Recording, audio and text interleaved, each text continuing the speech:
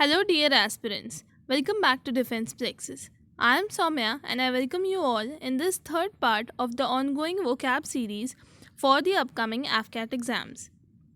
If you like our videos, please share and subscribe to our channel. So, without any further delay, let's start. The first one is the salt of the earth. ठीक है, अर्थ को आपको पता होगा हमेशा एक piousness, एक purity है ना, ऑनेस्टी के साथ रिलेट किया जाता है धरती माता को और अर्थ को. तो उससे रिलेट करके आप इसका आंसर बता सकते हैं कि the salt of the earth means it is use to refer to someone who is very good and who is honest and kind. ठीक है, अर्थ से रिलेटेड है तो अच्छी क्वालिटीज़ होंगी ऑब्वियसली. ठीक है, तो it is very good and honest and kind. Okay, let's see the second one. Feeling blue. Feeling blue means जब आप किसी टेंशन में हो, ठीक है, कोई प्रॉब्लम में हो, तो उसके लिए हम यूज़ करते हैं फीलिंग ब्लू. ठीक है, आपने इमोजी भी देखा होगा. देखो व्हाट्सएप में या सब जगह होता है ना कि इमोजी जिसका ऐसे हेड ब्लू कलर का होता है, साइड से पसीना टपक रहा होता है ना. तो वो क्या दिखाता है? इट शोज टेंशन और depression. So feeling blue means when you are in some sort of trouble. Okay, एक ऐसा ही सिमिलर होता है, उसका मीनिंग क्या होता है? Feeling under the weather. Under the weather का मतलब होता है कि बीमार होना. Okay, not in good health.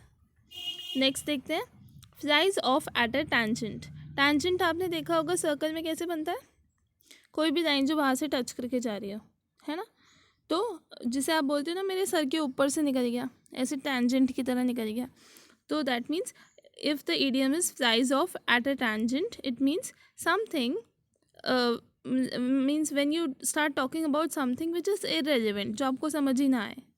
Okay, next one is going places. इसे आप कैसे लर्न करो? देखो इसका मीनिंग पहले बता देते हैं. मीनिंग है बी टैलेंटेड एंड सक्सेसफुल. ठीक है, इसे लर्न कैसे करो कि अगर आपको प्लेसेस अलग अलग जगह जानी है, जगह जाने के लिए क्या चाहिए? You need money. And for that, you have to be successful. Only then you'll be having money, right? And to be successful, you have to be talented. So going places means talented and successful. Okay. Next one is get the sack. ठीक है, don't confuse it with hit the sack. It is get the sack. ठीक है, get the sack means when you're dismissed from, let us say your office or your school. Okay, that is get the sack means dismissed. And if it is hit the sack, तो hit the sack और hit the hay means होता है go to sleep. ठीक है, that is hit the sack. Now this is get the sack. ठीक है, इसे आप ऐसे रन करो जैसे जब डिसमिस करते हैं तो ऐसा कुछ बोलते हैं ना कि बोरिया बिस्तर लेके चले जाओ, लाइक दैट. ठीक है, तो get the sack means dismissed from. Next one is of no avail. Of no avail तो ईजी है, बिना काम का. बिना काम का क्या होगा? यूजलेस. ठीक है, next bone to pick. Bone to pick का मीन्स क्या होता है? Something which is a cause of quarrel.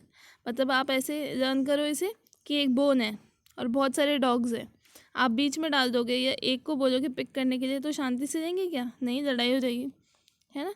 तो that is how you can relate this. Bone to pick means a cause of quarrel. Next to call it a day. To call it a day means होता है to stop working, किसी चीज़ पे काम बंद कर देना. So the answer will be to conclude proceedings. जो भी काम हो रहा है उसे बंद कर देना.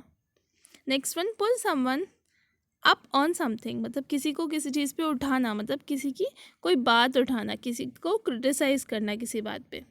ठीक है, pull someone up on something means इस बात पे उसको पकड़ लिया कहते हैं ना, मतलब उसको क्रिटिसाइज करना शुरू कर दिया. Next one, point black. Point black का मीनिंग होता है वेरी डेफिनेट एंड डायरेक्ट. ठीक है, आप इसे उससे लर्न करो. जैसे हम बोलते हैं ना कोई चीज़ अगर बिल्कुल एग्जैक्ट करेक्ट होती है तो हम बोलते हैं ऑन पॉइंट. तो ऑन पॉइंट से लर्न करो इसे, something which is very definite and indirect. Okay, next one, a cut above.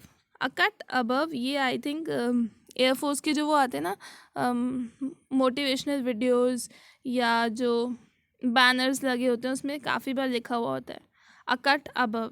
A cut above means rather superior to. ठीक है, जो चीज़ नॉर्मल चीज़ों से काफ़ी ऊपर है. A cut above. Okay, that means rather superior to.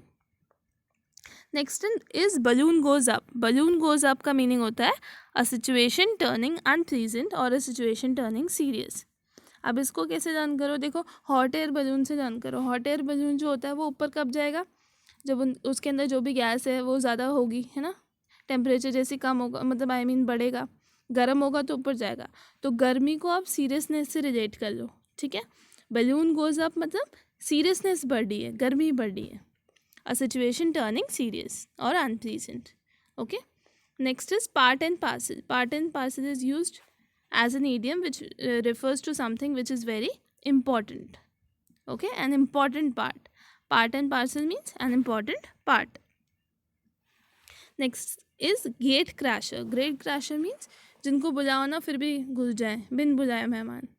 Uninvited guest. Gate crasher means uninvited guest. Next is as daft as a brush. As daft as a brush is used to refer to something और someone who is extremely silly, ठीक है, बहुत बेवकूफ़ी वाले काम, that is as daft as a brush.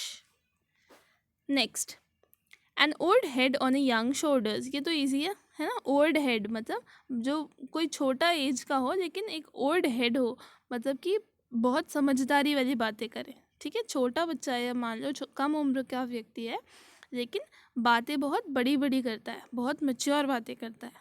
Okay, so a child or a young person who thinks and talks like an older or experienced person.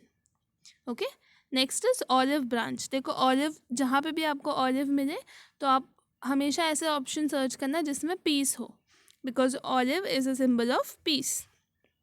तो an olive branch shows a peace request. Next one is at a loss. ठीक है, eight अगर सिर्फ loss हो तो loss तो हमें पता है ना, जहाँ पे नुकसान हो, but at a loss is used as an idiom which means to be unable to decide, जहाँ पे आप डिसीजन ना ले पाओ। Okay, next one at a pinch.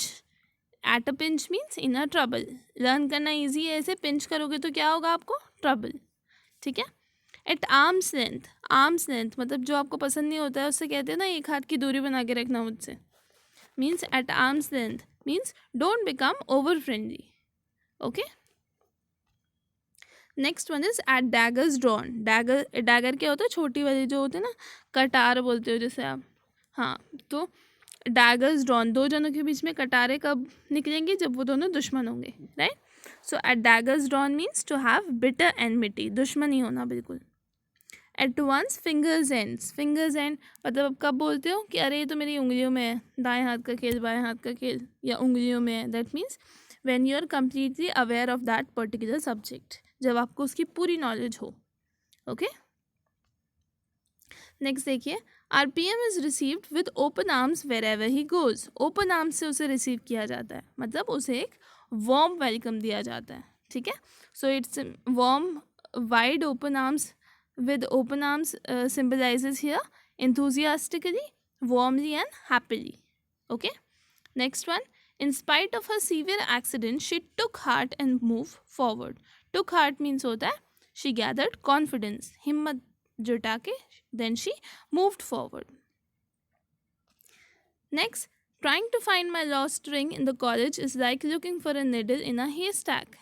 एक निडल को भूसे के ढेर में ढूंढोगे, मिलेगी क्या, नहीं मिलेगी।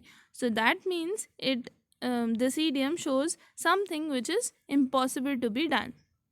Okay, doing something impossible means looking for a needle in a haystack. Next, of and on. Of and on means तुम्हारा मूड के लिए बोल सकते हो, ऑफ एंड ऑन, कभी होता है कभी नहीं होता है। Okay, off and on. So off and on I take a break from my hectic schedule to refresh myself. Off and on means periodically, कभी हाँ कभी ना, ठीक है। Left out in cold. देखो ये जो कोल्ड वर्ड है ना, ये ज़्यादातर इग्नोर के लिए यूज़ होगा। जहाँ पे भी कोल्ड होगा 90% केसेस में उसका आंसर इग्नोर से रिलेटेड होगा। जैसे ये है left out in cold. Left out in cold का मीनिंग है टू बी इग्नोर्ड। एक और सिमिलर होता है, उसका मीनिंग होता है to give a cold shoulder. किसी को कोल्ड शोल्डर देना मतलब किसी को इग्नोर कर देना, अनदेखा करना देख के भी, ठीक है।